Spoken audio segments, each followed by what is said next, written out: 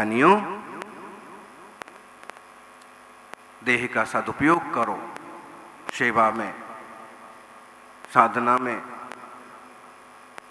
आजीविका चलाने के लिए आपको काम तो करना ही पड़ेगा, लेकिन सिर्फ आजीविका में मत उलझो, आजीविका के आगे का भी सोचो। बोले कला बहुतर पुरुष की, पुरुषों की कलाएं कितनी हैं? 72। आप में कितनी कलाएं हैं? बोलो नवरत्न है? नवरत्न परिवार कितनी कलाएं हैं?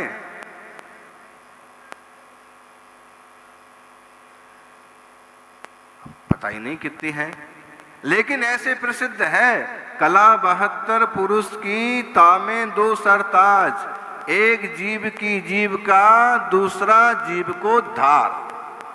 बोले 72 कलाएं हैं, सारी आपको आए ना आए, 2 कलाएं तो सीख लो। एक तो आजीविका, कुछ ऐसा रास्ता व्यवसाय पकड़ लो कि परिवार शांति से चलता रहे, व्यवस्था बनती रहे। और दूसरी मुख्य कला है जीव का उद्धार कैसे हो, वो तुम्हें समझ में आ जाए। रत्नत्रय पाने की कला।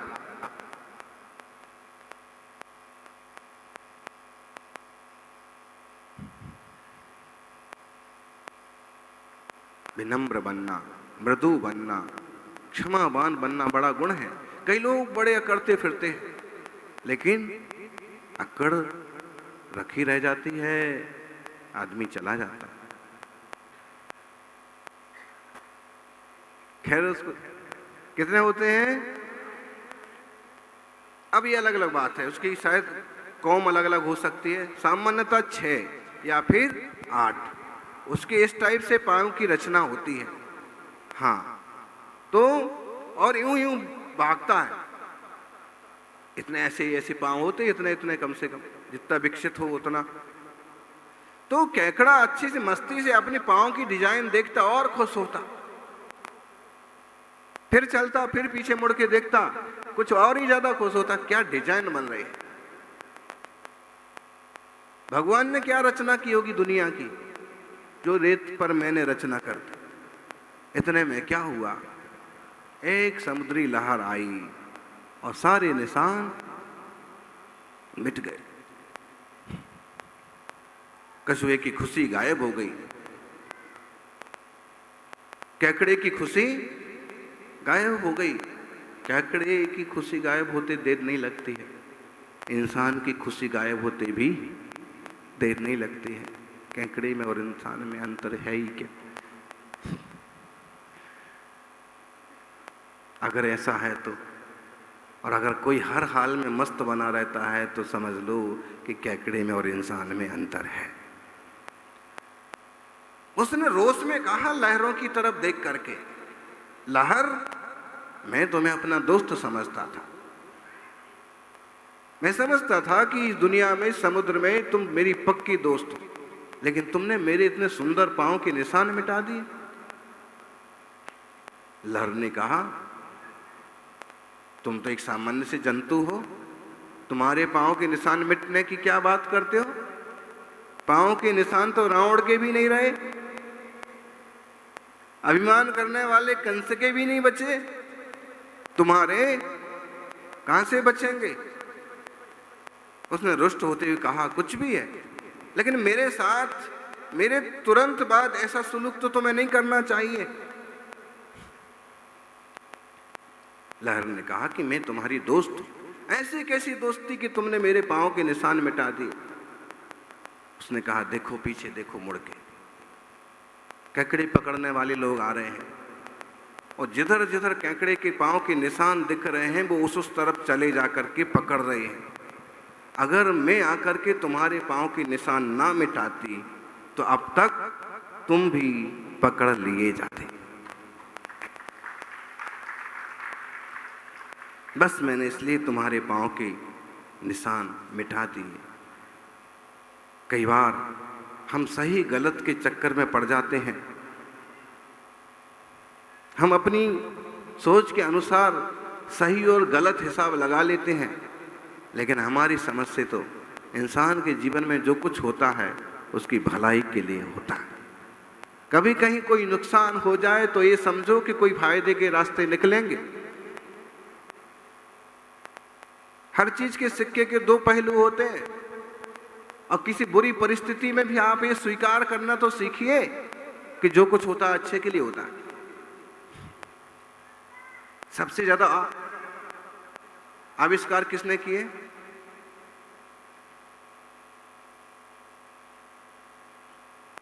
सबसे ज्यादा एडिसन, थॉमस अल्वा एडिसन, बहुत सारे आविष्कार किए। हम लोग कुछ नहीं बोलते, सारा प्रवचन हमको ही अकेले करना पड़ता। कहते हैं उसकी फैक्ट्री में उसके सारे जो रिसर्च सेंटर था, आग लग गई।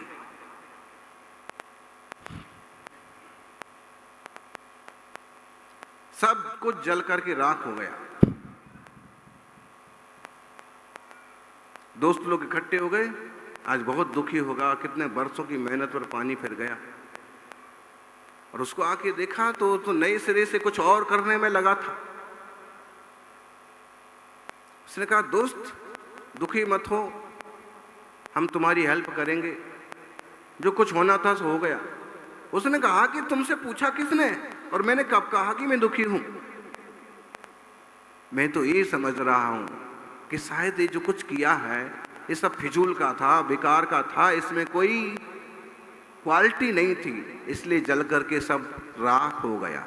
अब मैं नए सिरे से कुछ नई कोशिश करूंगा। इतना ऊंचा कोई सोच पाता है? वो बहुत पुराना सा छोटा सा किस्सा है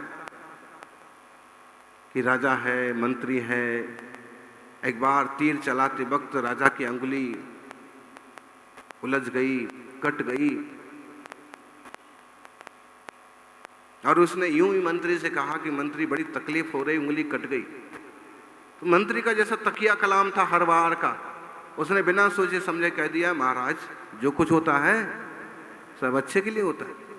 राजा बोला कि जितने बार मैं तेरे को कुछ भी बोलता हूं, तुम बोलता है जो कुछ होता है, आज तो हद कर दी तूने, मेरी उंगली कट गई और तू झुको जाता। तुरंत सैनिकों को आदेश दिया, इनको जरा हवा खिलाओ जेल की। इस समय भी ये संवेदना नहीं दे सकते हैं कि महाराज कोई बात नहीं, कि दवा लगाएंगे कि कुछ करेंगे, अच्छा हो गया उंगली कट गई तो, और उनको हवा खाने में डाल दिया। हवा खाना कहाँ होता है?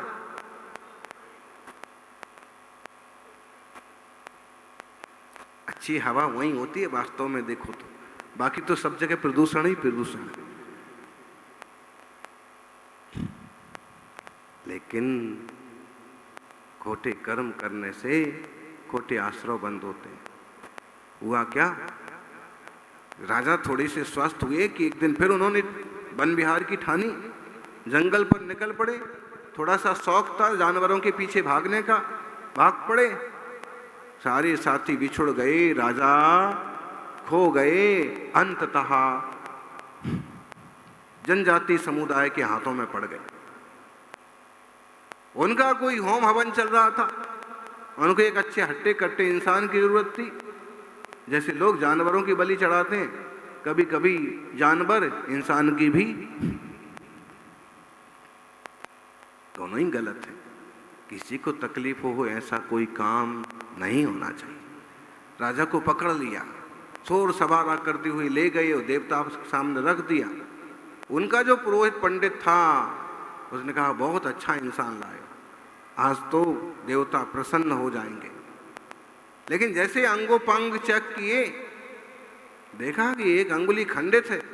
खंडित इंसान की बलि स्वीकार नहीं की जाएगी, छोड़ दो। उसके हकाल दिया, भगा दिया। प्राण बचा करके राजा जैसे तैसे पगडंडियों से घूमते भटकते अपने राज में वापस आए। और तब उनको याद रह के याद आ रहा था कि जो कुछ होता है अच्छे के लिए होता। अगर उस दिन उंगली न कटी होती तो आज तो अपना सर ही कट गया होता।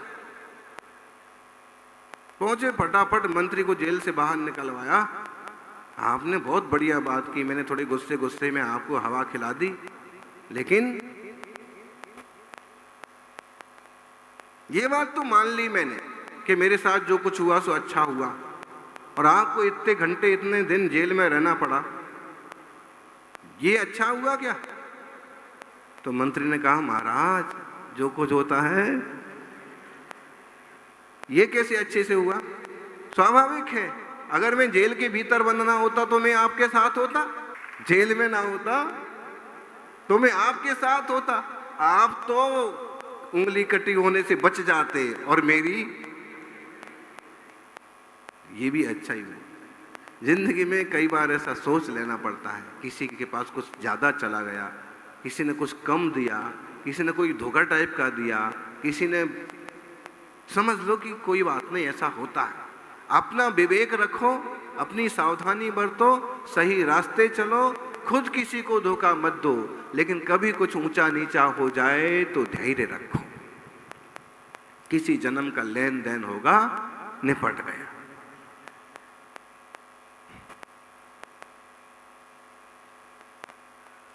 बड़ी समझदारी से बोलो, सोच समझ के बोलो, हैं?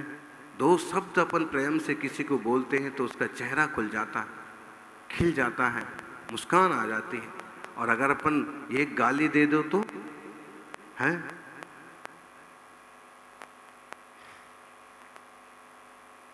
रूठ जाता है।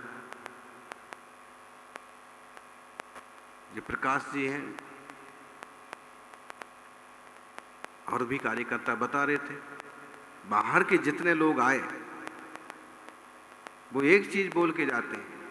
क्या बोल के जाते हैं जी विनोद जी?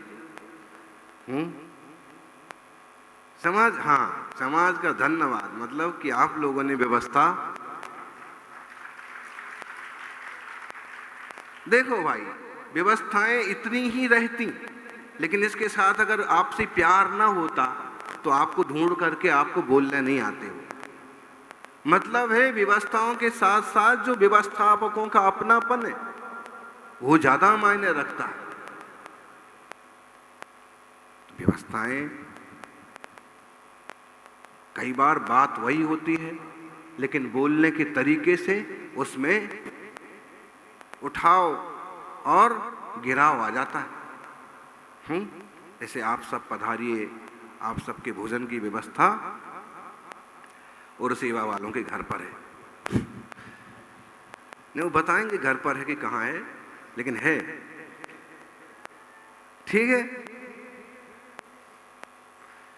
अब इसी बात को ऐसे सबको आत्मीयता लगी कि अच्छा, इसी बात को अगर और दूसरे और कठोर ढंग से कह दिया जाए, हैं, कि भाई जिनको खाना हो तो वहां आ जाना।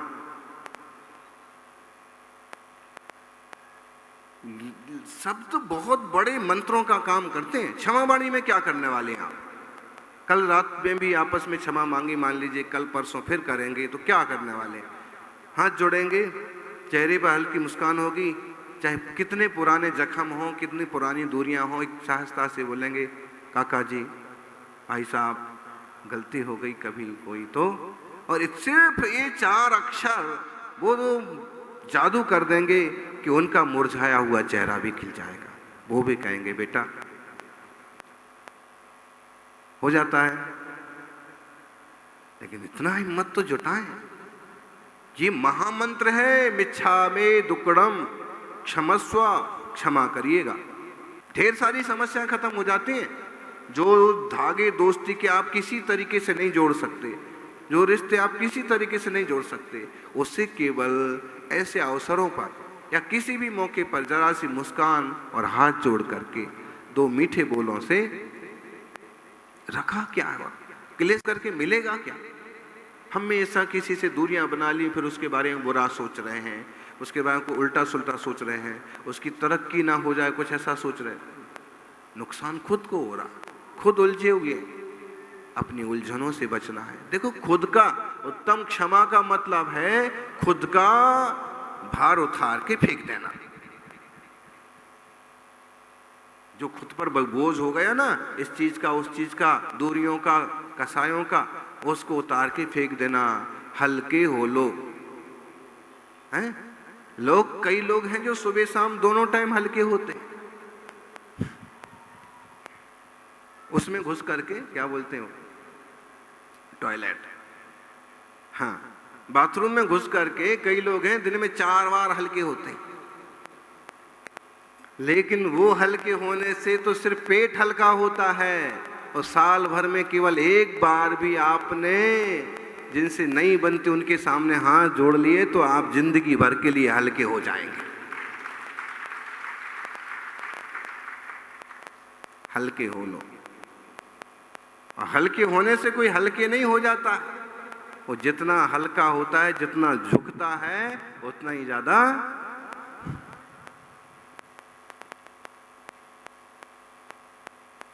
आत्मा का गुण है। ये 10 धर्म क्या है, पर्यूषण क्या है, संवत्सरी क्या है, क्षमावाणी, आत्मा की विकास की ग्रोथ मापने के तरीके हैं कि आप कितने पवित्र और पावन हुए।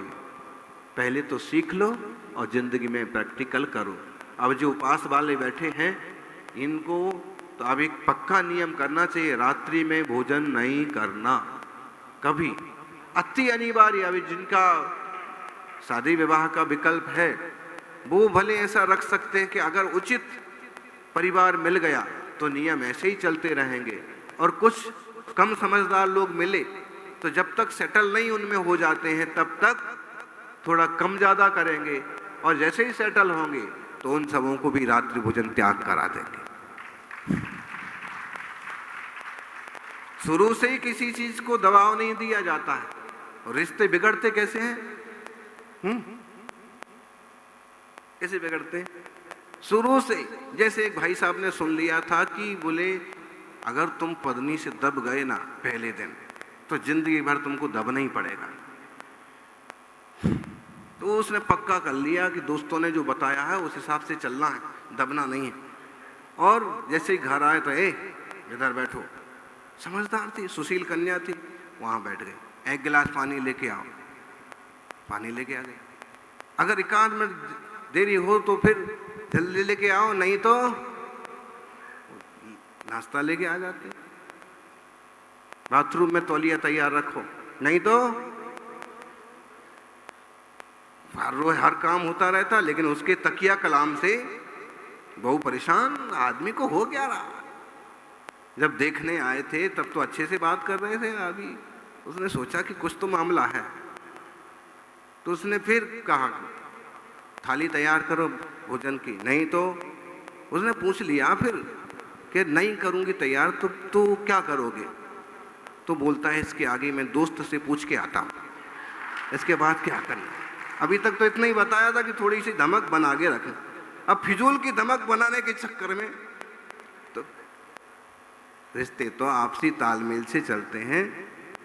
सही ढंग से आप लोगों के जीवन चले, और आप जिस परिवार में हों या जिस परिवार में जाएं उस परिवार में भी धर्म के फूल खिलाएं, यही मंगल भावना। जय बोलिए अहिंसामयी सनातन जैन धर्म की जय।